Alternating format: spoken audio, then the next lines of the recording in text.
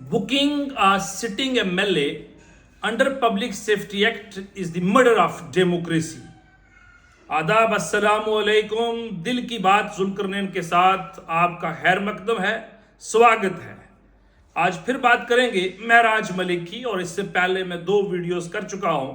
एक में मैंने ये समझाने की कोशिश की कि पब्लिक सेफ्टी एक्ट की हिस्ट्री और प्रोसीजर क्या है फॉर द क्वाशमेंट अगर किसी पर इम्पोज किया जाए। दूसरा, मैंने गुजारिश की थी डिप्टी कमिश्नर डोडा से और महराज मलिक जी से भी कि ये जो आपका इश्यू है, जो पर्सनल कंट्रोवर्सी है विद 2 चेयर्स, यानी कि डिप्टी कमिश्नर डोडा और एमएलए डोडा के दरमियान, इसको एमिकेबली हल किया जाए। मसला टेबल पे हल हो सकता है, कोई इतना बड़ा मामला नहीं था। अलबत्ता नहीं हुआ। डिप्टी कमिश्नर डोडा को इशारा आया, आपको मालूम है ना इशारा कहां से आता है, ऊपर से इशारा आया कि इस वक्त मौका है, वक्त भी है और पूरा माहौल बना हुआ है, लिहाजा जो आपकी पावर है उसका मिसयूज करो। मैं यूज नहीं कह रहा, मिसयूज हुआ। और by abusing his official position deputy commissioner साहब ने उनको पीएसए में बुक किया, यानी कि पब्लिक सेफ्टी एक्ट में। क्या जरूरत आन पड़ी?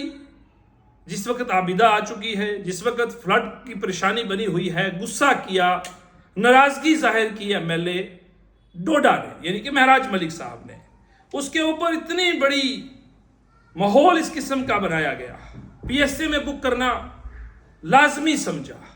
आप डिप्टी कमिश्नर डोडा के साथ जो वार्तालाप एमएलए डोडा ने किया था उसकी किसने मजम्मत नहीं की। मैंने जाती तौर पे अपने सिख समुदाय से ताल्लुक रखने वाले लोगों से भी माफी मांगी, सिख संगत से माफी मांगी, और महराज मलिक जी से भी ये गुजारिश की कि आप भी माफी मांगे। और हमें इस भाषा का प्रयोग नहीं करना चाहिए और ना हमने उसकी वकालत की। उसके बावजूद डीसी डोडा साहब ने एफआईआर रजिस्टर करवाई, लेकिन जब एफआईआर भी रजिस्टर हो गई, कार्रवाई उसके मुताबिक चलती, लेकिन यहां बात रुकी नहीं। इसलिए मैंने शुरू में कहा कि यह डेमोक्रेसी का कत्ल है, यह अब्यूज ऑफ पावर है, यह रेकवेंजेंस है डीसी डोडा का महराज मलिक जी के साथ। और एक पब्लिक का नुमाइंदा, चुना हुआ नुमाइंदा, एक इलेक्टेड रिप्रेजेंटेटिव को आपने पीएसए में बुक किया, जिसकी हम कड़े अल्फाज में मजम्मत करते हैं। नहीं होना चाहिए था, क्योंकि हम एक डेमोक्रेटिक कंट्री में रहते हैं जहां हम रूल ऑफ लॉ की बात करते हैं, जहां हम नाराजगी भी अपनी जाहिर करते हैं, जहां पर हमें यह भी मालूम है कि मैं कह रहा हूं, मैं उसकी वकालत बिल्कुल नहीं करता जो डेरोगेटरी रिमार्क्स पास किए, मैं इसकी बात बिल्कुल वकालत नहीं करता जो एब्यूजिव लैंग्वेज का इस्तेमाल हुआ, हरगिज नहीं करता। लेकिन वहीं मैं ये भी नहीं समझ रहा था कि आप उसको पीएसए में बुक करेंगे। आज 1 लाख वोटर डोडा का उनकी नुमाइंदगी कौन करेगा? क्या जरूरत आन पड़ी थी कि आप अपनी पावर का मिसयूज करके उसको पीएसए में बुक करते? एनीहो, ये पीएसए का केस हो जाएगा।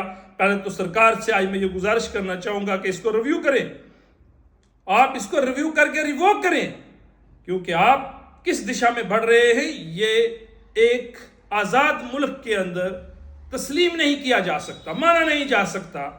तो अगर आप ऐसा नहीं भी करेंगे तो क्या हो जाएगा मैक्सिमम, जिस तरह महराज भी कह रहे थे कि डीसी साहब ने अपनी पावर का मिसयूज किया। मैक्सिमम यही हो सकता था कि वो पीएसए में बुक करते और वो पावर उन्होंने एग्जॉस्ट कर ली। क्या हो जाएगा?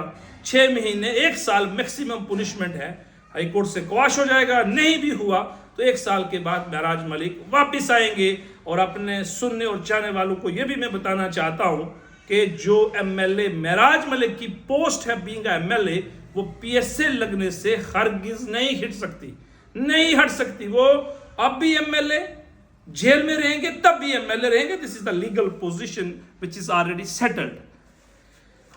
ये जो सारी कार्रवाई हुई है, इस सब को आप जानते हो कि जो एटीट्यूड और जो बिहेवियर था वो डिप्टी कमिश्नर को बर्दाश्त नहीं हुआ, यानी कि यहां की ब्यूरोक्रेसी को। डिप्टी कमिश्नर तो एक साहब है, मैंने कहा आपको इशारा ऊपर से आया और पीएसए में बुक कर दिया गया। लेकिन यहीं पर मैं ये बात भी जम्मू कश्मीर की एडमिनिस्ट्रेशन, यहां के लेफ्टिनेंट गवर्नर साहब से कहना चाहता हूं, कितने लोगों के आपने मकान गिरा दिए, कितने लोगों को घरों से बेघर किया गया, जमीनें जो उनके कब्जे में पिछले 70, 80 साल से थी वो भी छीनी।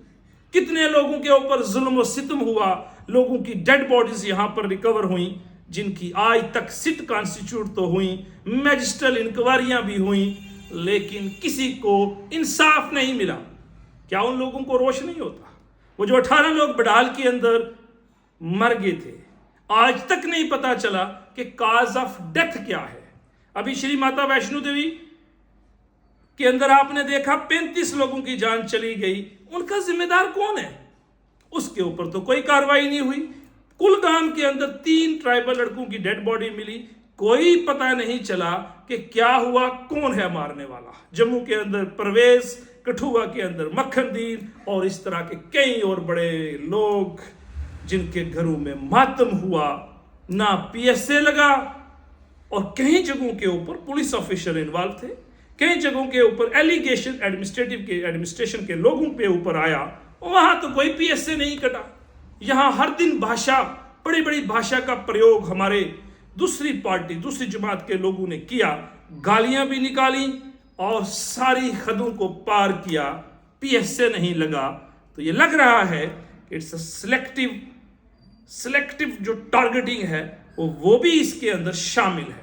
महराज मलिक के ऊपर पीएसए लगना सिर्फ एक महराज मलिक के ऊपर नहीं, बल्कि मैंने कहा it's a murder of democracy.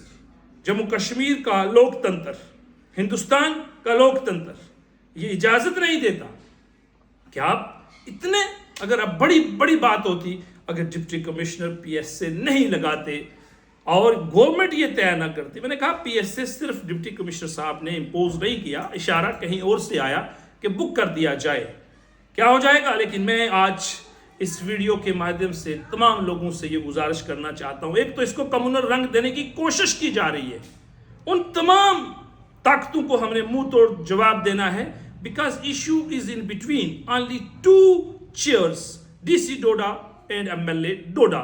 इसलिए हमारा आपसी भाईचारा, हिंदू मुस्लिम सिख ईसाई सबका भाईचारा मजबूत रहना चाहिए, और जो लोग भी इसको कम्युनल रंग देने की कोशिश करें उनके खिलाफ सरकार करे ना कार्रवाई, और कहीं उंगली उस तरफ न चली जाए कि ये साजिश भी उसी तरफ से हो रही है। इसका भी ध्यान रखा जाए। यहाँ की गवर्नमेंट को, आप लोगों को मुत्तहद होना है और हमने अगट्ठे यहीं पर रहना है, इसी को अगट्ठे होके चलना है। और दूसरा, सरकार इसका पीएसए इमीडिएटली रिव्यू करे और रिवोक करे। एडवाइजरी कमेटी और सरकार के अंदर पूरा जो प्रोविजन है उसके मुताबिक रिव्यू करके इमीडिएटली, मैं समझता हूं बिफोर अप्रोचिंग द कोर्ट, आप इसको रिव्यू करेंगे, रिवोक करेंगे in the interest of public at large, और डेमोक्रेसी और लोगों का फेथ इंस्टिल करने के लिए, डेमोक्रेसी के लिए आप इसको रिवोक करें, रिव्यू करें।